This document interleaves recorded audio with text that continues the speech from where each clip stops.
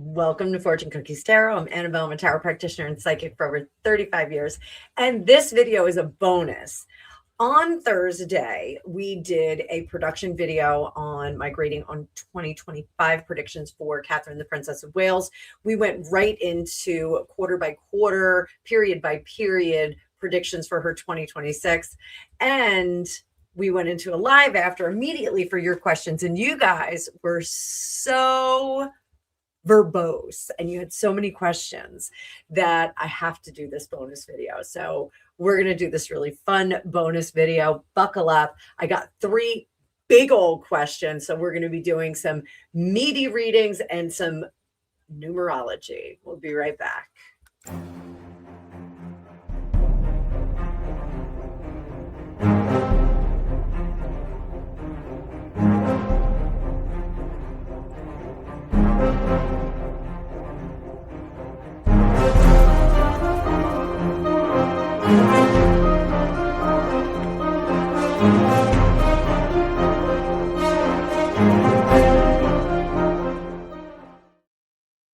Welcome back, you tarot maniacs. So we are going to jump right in. Thanks so much. At the end of the video, I will have the cards for the premiere from Wednesday and also the live that we did. So you guys can watch those if you want. First question is a big one, and it's from baby12425. Will there be a fascination attempt? If you've been a member of this channel for some time, you know what a fascination attempt is, or a fascination, on Prince or King William or Queen Princess Catherine. So that is a big old question, and we're going to answer it a little bit broadly. So we're going to use numerology to look at how the Prince and Princess of Wales can navigate the next year ahead. We're going to focus on their well-being, pressure points where they should exercise caution, times where extra care and awareness are going to be helpful. And we're going to be using the tarot to tell them how to conduct themselves. So energetically, I am using the numerology as a roadmap. So we're not just looking at the whole year going, well, you know, this part's going to be crazy. A lot of factors are going to bleed in. If I just do this in a psychic fashion, I really wanted to have a little bit of a roadmap. So I hope that you're okay with that. I'm sure you guys are pretty much are digging everything I'm doing. So if you're new here, welcome, welcome, welcome. Again, numerology doesn't show what will happen, but it shows conditions. It kind of gives us the weather report, the psychic weather report. So when we're looking for key points of danger, we're looking for overload cycles, stress accumulation, and periods where boundaries matter much more than usual. So let's look at Prince William. Date of birth, June 21st, 1982, boils down to a life path of 3, which means that he is a collaborative person. Also means that he will be very good at delegating as well. You know, it's a very youthful kind of energy. He shares in the glory, he shares in the work. 3s are very public facing, communicative. They're highly visible. They present super, super well in public positions. But this is someone whose stress does increase with overexposure and not enough support. So that is key here. The cons, he can go into emotional overload. We have heard about his explosive temper. Excessive public engagements may weaken him to a certain extent. Rapid scheduling without recovery time is something that he leans into, but it's not necessarily good for him. You know, if you could say that you know, some people that go into recovery for substances or other repeated behavior that they can't quit, you know what I'm talking about. Sometimes those people will go into overworking and not give themselves any rest periods because they want to stay regimented and scheduled and keep control over all the matters. I think that William is developing a little bit of a workaholic kind of attitude. And this is a psychic read on him for right now. I think that that is one of the things that makes him so great, but it's one of the things that weakens his body, and it depletes him to the point where he does get exhausted, but he doesn't allow himself the rest and recovery time. When he goes on vacation, he gives 110% to his family if his family's there. So this is somebody who is, I don't want to say overachieving, but often working themselves to the point of exhaustion. With Catherine, we did her numerology the other day as well, January 9th, 1982. She also is a life path 3, which I love for the two of them together, because that means that they're kind of on the same experiential path. She too is affected by visibility, scrutiny, and public narrative. She's just showing it a little bit. She's doing all the things that she should do. She's showing it the best face possible, that kind of confrontation of the public. Threes, they survive, thrive when they control the pace, the environment, and the exposure. So we'll talk a little bit next in the next reading about the new PR gal. So sit tight just for a second. Caution around, again, that physical depletion, working so hard, giving of the self and not replenishing. These threes have a tendency to do that. As sometimes prioritizing duty over self-care is something that happens with them. So I don't think we saw that with her. I think she had good counsel after the cancer treatment. I think she took her time coming back, and I don't think she overworked.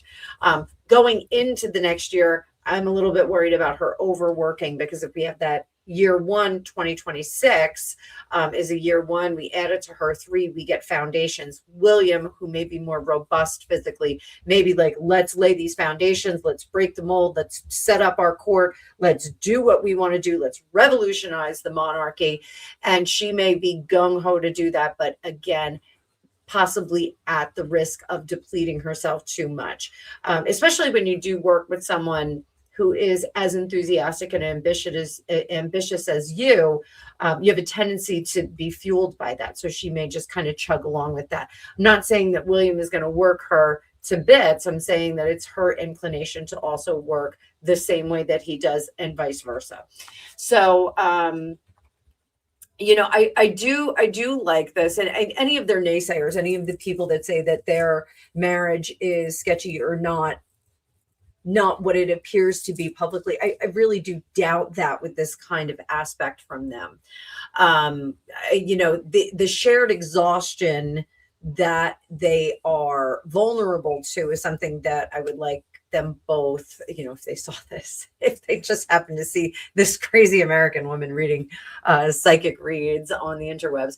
I do worry about that, because like, it's almost like one gets exhausted and then kind of like goes away for a little bit, and then vice versa, they kind of split instead of really being conscious of it. I have a good hope that they're going to be more conscious of it. Let's pull up some cards and see if we can get them to be more conscious of it. So this is for guidance, when they get depleted.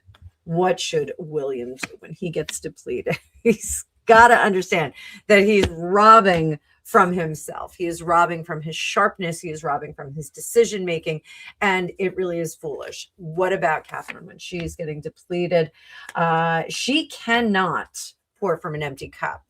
Though she tries, she does try. She will scrape it out. She will shake it upside down.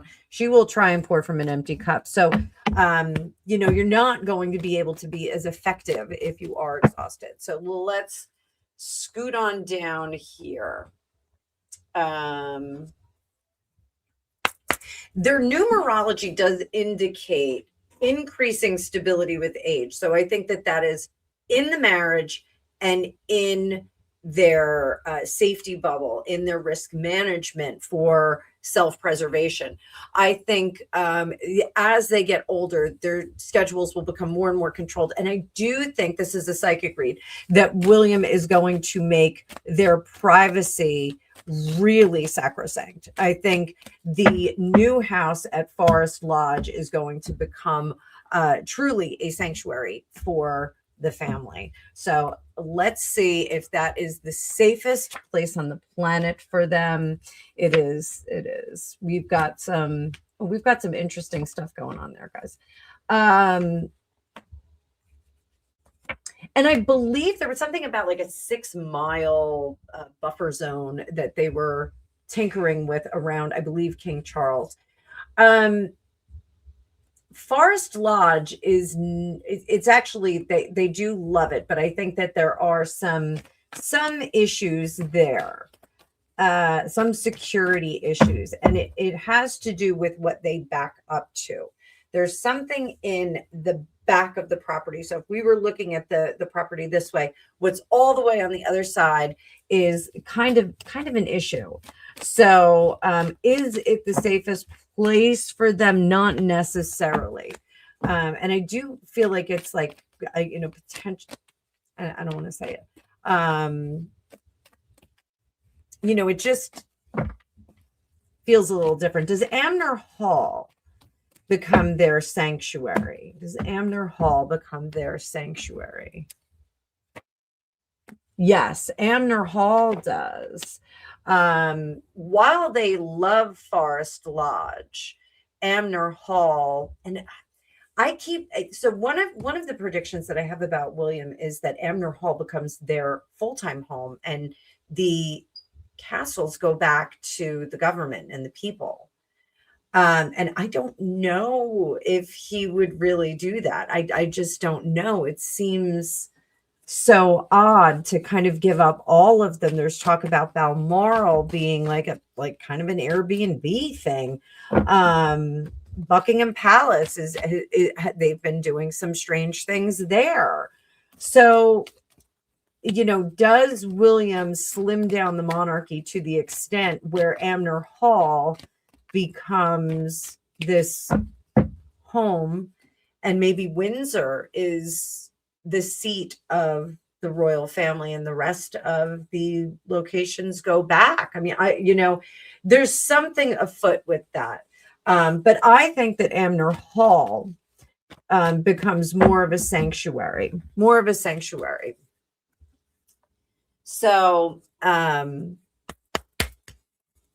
to be clear that numerology is not going to show fascination, violence, or inevitable harm, but we are going to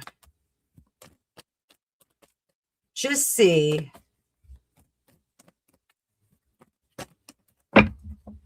if there is any portion of the first 6 months of the year that they should be worried about. No. First 6 months of the year, absolutely not. Second 6 months of the year, no. I think that in this next year, their safety and security is going to be through the roof.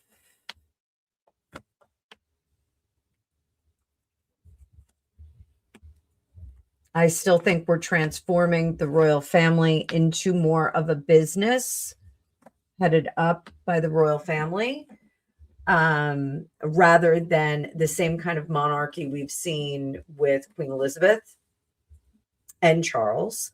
I think the revolution of the monarchy, is met with William and Catherine. I do think that they make things a lot more updated, and maybe this is why Amner Hall is calling as their royal seat, or their noble seat, if you will. I think we're fine as far as any attempts on them, while they would be world news if someone did that, if some organization was trying to gain notoriety, that would be a target that would work. What can they do to protect themselves in the moment? Amner Hall is a great place, but what else can they do to protect themselves? What else can they do? Have spies and underground people. Have people underground. Be nice to everybody, but have lots of people underground. So I will say this. I do think that some of the most inconsequential of staff are actually highly trained, like MI5.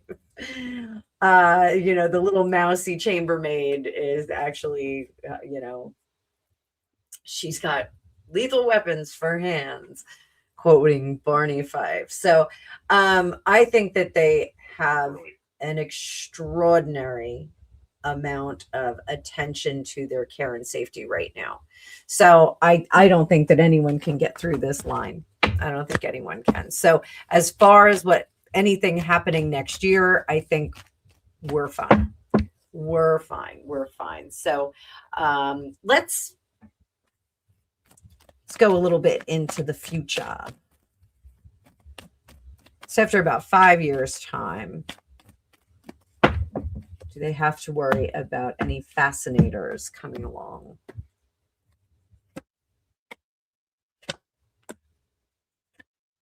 Possibly a near miss, possibly with one of the kids.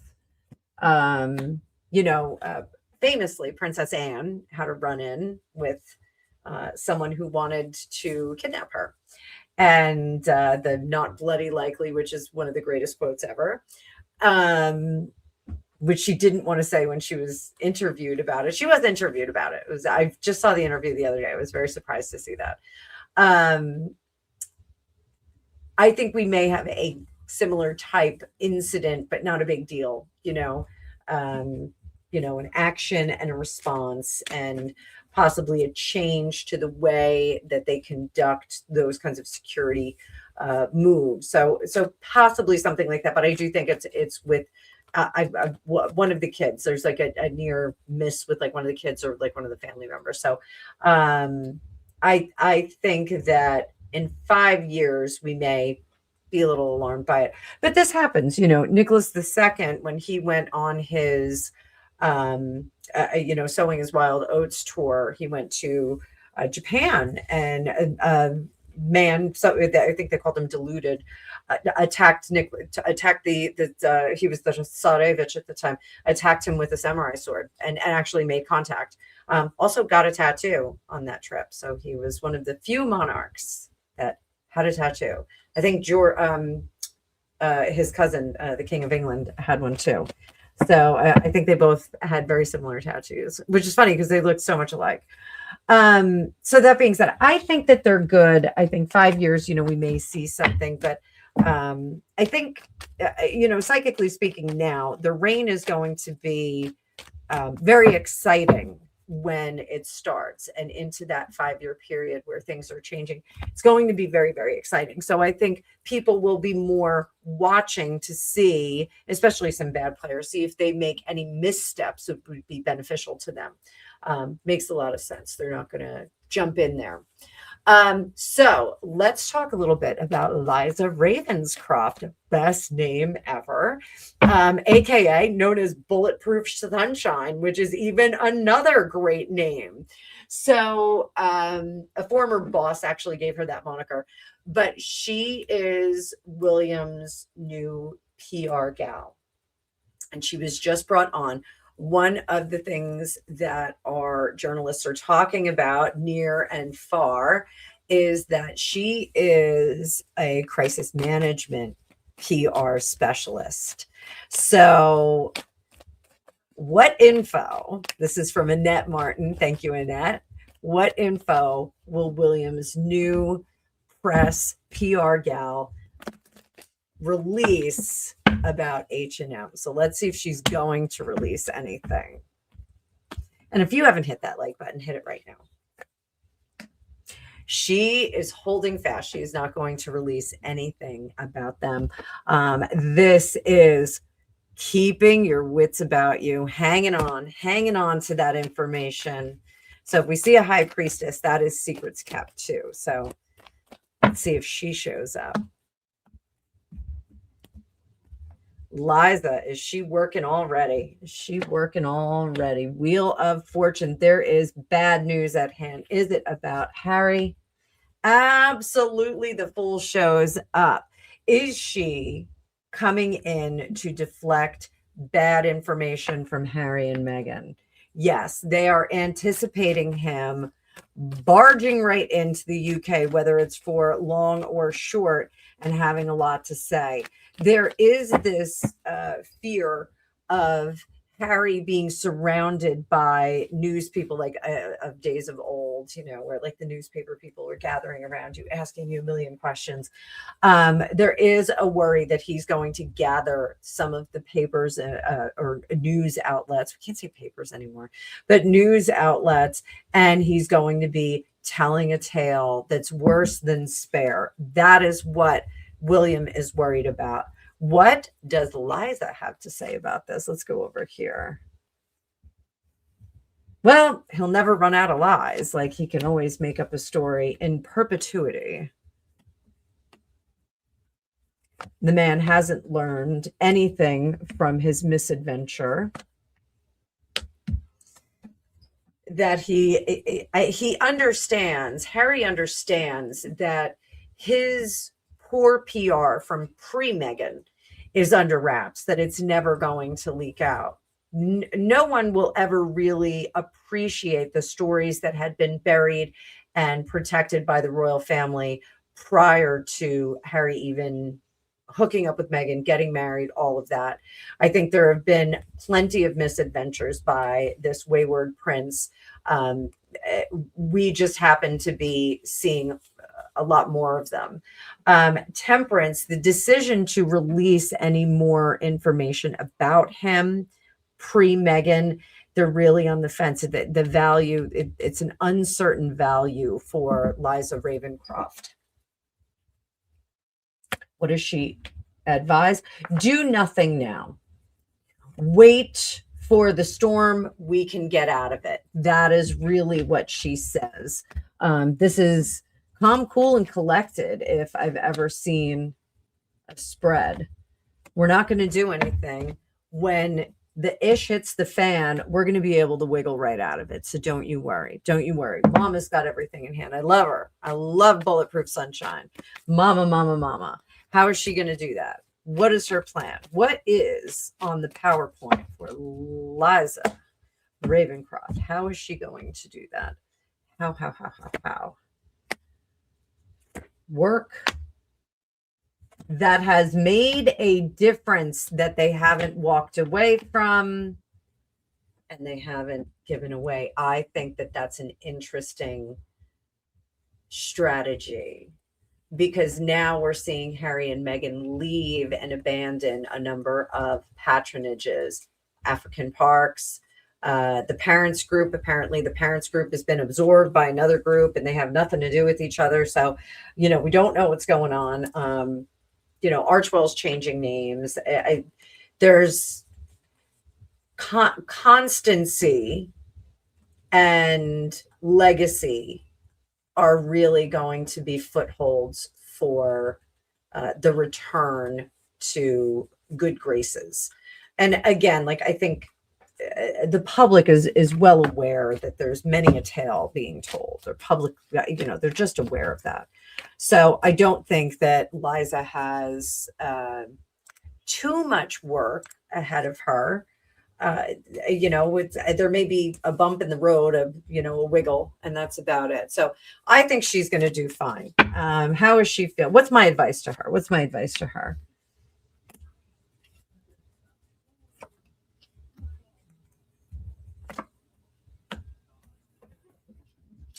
Departing, and this is something I think that is important for William and Catherine to hear too. Departing too much from tradition can create another front in the PR battle. So keeping tradition, tiaras and fanfare and the balcony and the whole bit, really, really important.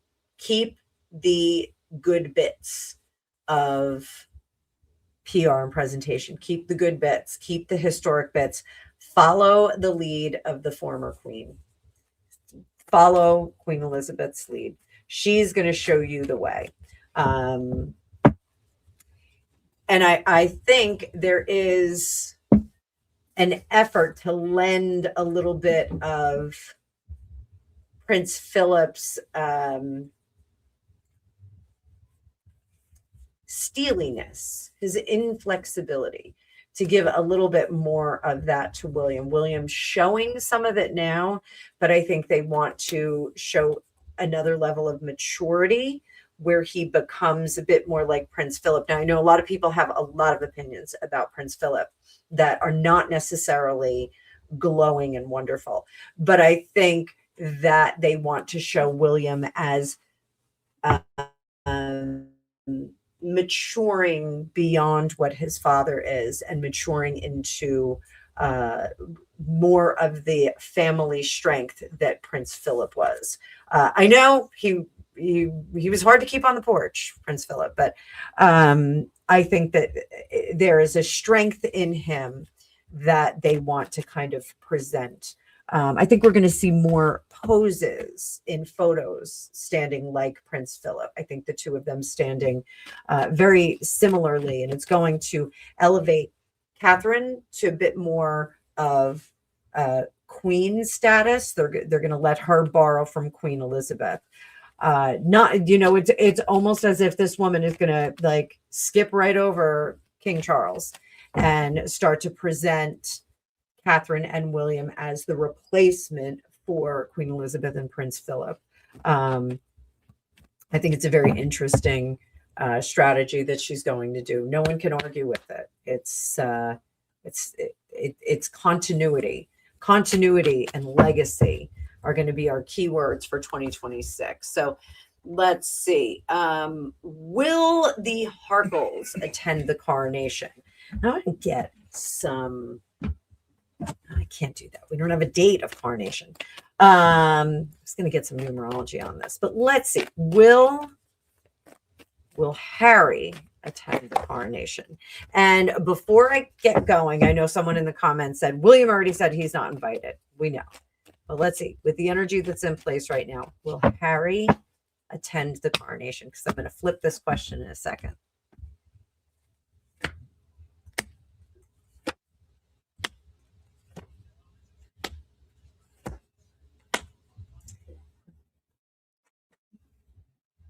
I think Harry's going to be in the United Kingdom for the coronation. I think he is going to be there and not attend the coronation. I think he is going to watch from afar, maybe from a pub, sipping a pint with the regular people. I'm just Harry. The doors are closed to him. I also think that the Spencers are going to be very critical of this. I think he's going to be in the mix a little bit. I don't think he's staying at any family home. And I think he is going to be on a one-man tour pity party in the United Kingdom. He is going to try and make everyone feel sorry for him because he had to watch the coronation from a television screen, and he's the king's brother. He should have been there. It just goes to show how cruel William is. That is going to be his storyline. How will the people respond? Oh, poor Harry. Harry, you had everything and you kissed it all away. You kissed it all away. So, this is probably going to damage his PR even more. It's going to damage it even more. Will Meghan come? I don't think she will. I'm seeing Harry coming and like staying in like a small room that he rents over the Prancing Pony.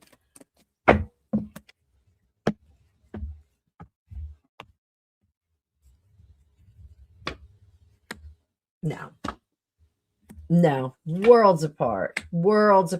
And she'll say, I'm not welcome there, but I wish the king well. That's what she'll do.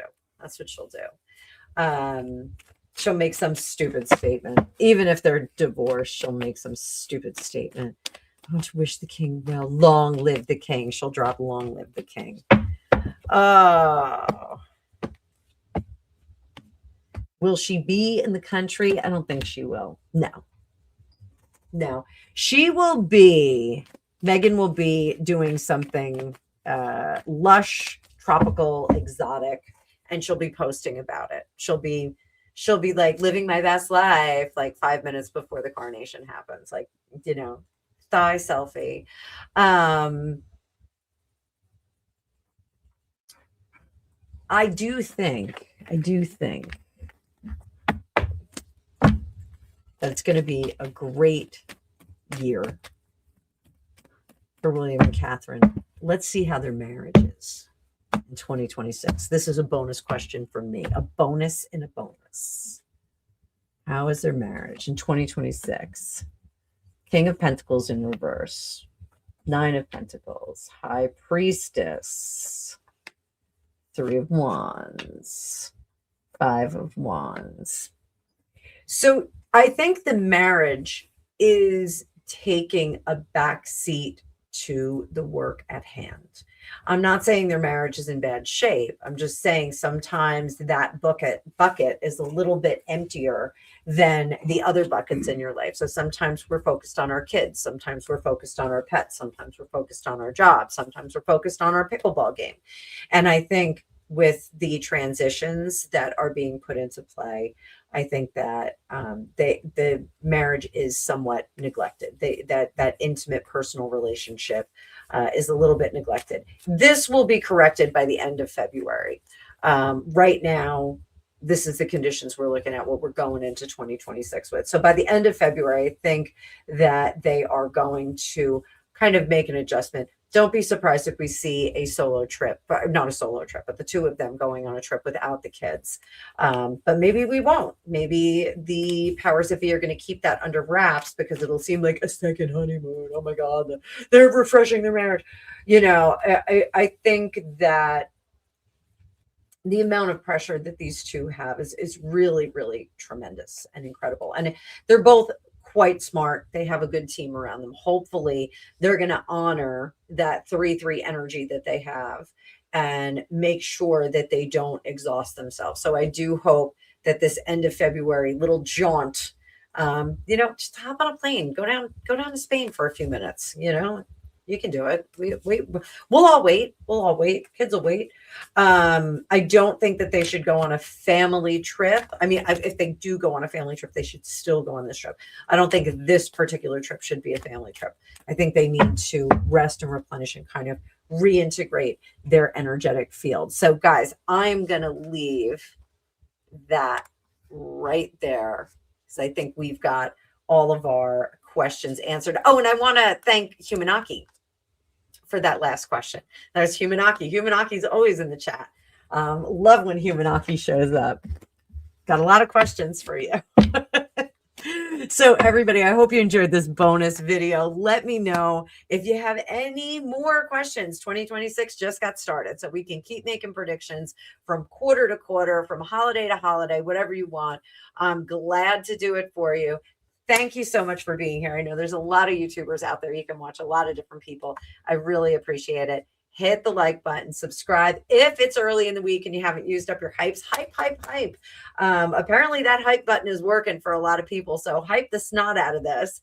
And if you'd like your own magical reading, there's a link in the description of this video where you can book either a recorded Hypsee reading. I have live hours for instant readings on Hypsee. And also you can go through my Calendly link and schedule a time for a one-on-one reading, past life regression, or remote view. We can do that at whatever you want in that hour. But that's a little bit different. You can book in advance. On Hypsee, I am live on hours, so you can always check over there on the app and see if I'm in. But thank you so much. You guys are fantastic. It's a great start to this year. And I am going to see you in the future.